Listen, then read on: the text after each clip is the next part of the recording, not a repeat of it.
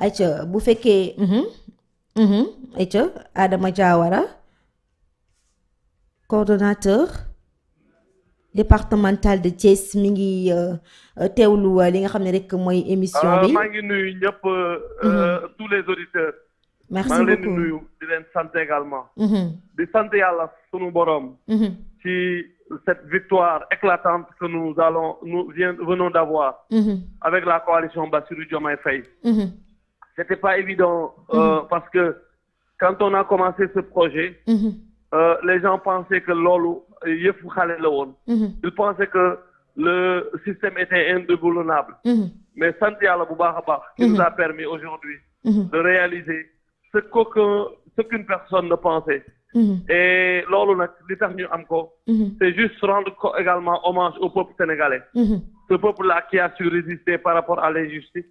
Ce peuple qui nous a également donné la chance aujourd'hui d'avoir les clés pour transformer le Sénégal.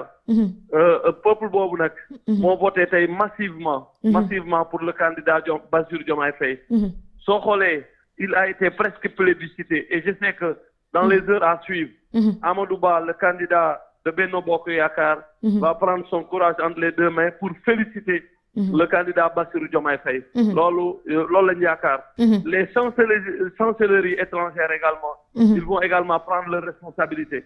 Donc loolu dafay wone ne rek ne seul le peuple est souverain.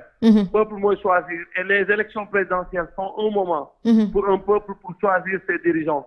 Et c'est certes une victoire. Mais la victoire finale, la grande victoire, ça sera le projet que l'on doit dérouler pour transformer la situation des Sénégalais, pour remettre la justice à sa place, rendre l'espoir à la jeunesse, aux femmes, mais à tout le monde. Jàpp naa ne loolu moom mooy l'essentiel.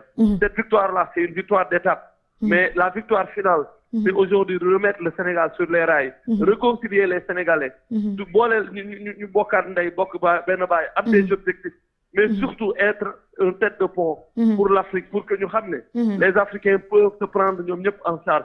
Aujourd'hui, leur est à l'union, leur est à véritablement ñu nangu la victoire, mais surtout ñu boolewaat ci xol yi.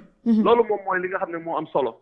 Man jàpp naa ni on peut jubiler, mais véritablement soo xoolee ce qui pèse sur nos épaules, c'est extrêmement difficile. Ce qui pèse sur nos épaules, c'est l'espoir de tout un peuple, l'espoir de toute une jeunesse, l'espoir de toutes les femmes, l'espoir des hommes, l'espoir des femmes. Loolu mooy peser sur nos épaules.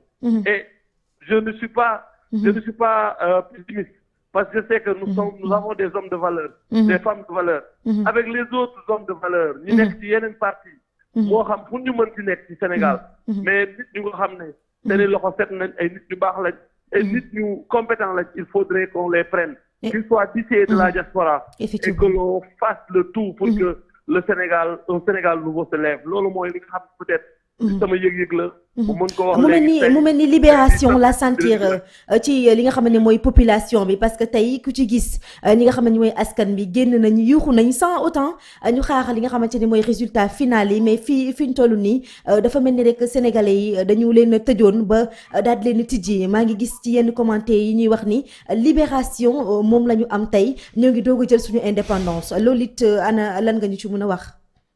waaw loolu du leen lu dul l'espoir que le projet a suscité. L'espoir parce que ñun ñëpp xam nañ ne nous sommes certes indépendants dans les textes, mais en réalité la souveraineté on ne l'a pas.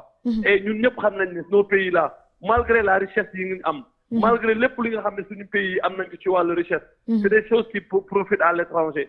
Aujourd'hui il est temps que ñun Sénégal mu gënal ñu keneen leneen lu dul Sénégal. Il est temps que également ñu investir dans tous les domaines de souveraineté, de telle sorte que lépp lu ñu am on le fera pour les Sénégalais et par les Sénégalais si possible.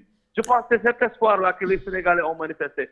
Et depuis quelques années, il y avait une envie de changement que les Sénégalais avaient. Mais malheureusement, avec le régime qui vient de finir, ils ont essayé d'étouffer cela. Et ce qu'on dit, force restera au peuple. C'est ce peuple-là aujourd'hui qui s'est exprimé. Alhamdoulilah, le peuple s'est exprimé de façon démocratique, de façon libre et de façon pacifique. Et cette expression-là n'est que le reflet de l'espoir que le peuple a, mais également de cette ambition-là que le peuple a à changer. gisaguñu it ki nga xam ne rek mooy nekkoon moo nekk candidat Benno Bokk Yaakaar bi di Amadou Ba gisaguñu mu génn addu ci li nga xamante ne rek mooy situation réew mi ndax bu ñu seetee ñi nga xamante ne tey jii ñooy gannaaw la nga xamante ne mooy taskatu xibaar yi nga xam ni joxe nañ ko ci élection yi gis nañ ko ci mel ni Pape Djibril Fall génn na daal di féliciter ki nga xam ne mooy Diomaye gis nañu Barthélémy Dias génn na gis nañ Aly Ngouille Ndiaye génn na ak yeneen leader yi nga xamante ne tey jii wala ñeneen candidat yi nga xam ne tey bokk nañ ci élection présidentielle bi mais gisaguñu ba tey ki nga xamante ni mooy Amadou Ba mu génn def benn réaction ci li nga xamante ni tey jii nii mooy situation réew mi loolu it noo ko jàngatee. waaw dama jàpp ne rek. ça peut être benn coup de massue pour ñoom. peut-être ils ne s'y attendaient pas. parce que li leen sondage yi doon wax ou bien li ñu doon jàpp ne loolu mooy am. jàppaloon nañ ne l'argent qu'ils ont déversé. Dans le peuple, cet argent-là pouvait servir à les réélire. Mais c'est sans pour compter à la maturité du peuple. Le peuple est devenu mature. Le peuple a compris que aujourd'hui, pour véritablement gagner, il faut wax nit ñi lu leer. Il faudrait répondre aux aspirations de ce peuple-là. Xoolal à Thiès naka lañ fi sottee xaalis biñ fi ñëw. Les leaders yi nekk à Thiès mais ils ont été battus partout de plate couture. Dans tout le département amul benn commune bu nga xam ne échappé na à ce raz-de-marée. Aujourd'hui je pense que c'est une raz-de-marée moom moo am.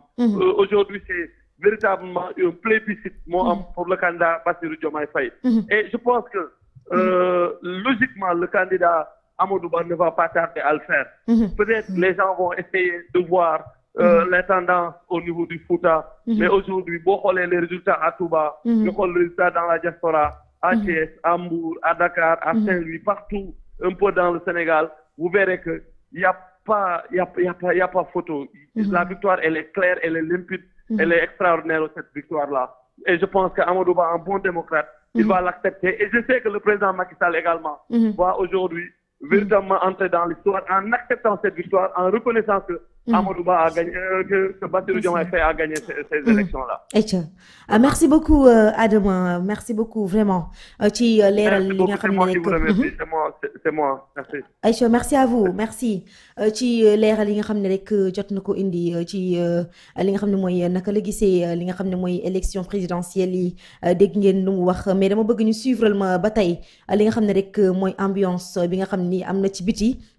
Ismaïla li nga xam ne rek tey jeunesse bi génn nañu population bi génn nañu wane li nga xamante ne rek mooy seen mbégte même bu fekkee wulit ni résultat final yi génn na waaye ñoom jàpp nañu ni kay gagné na ci ab différence bu bëree bëri bu ñu mënee toppalaatal li nga xamante ne rek mooy ambiance mooy li nga xam ne xewoon na ci biti ci Mbour ci Thiès ci Dakar ak fu mu munti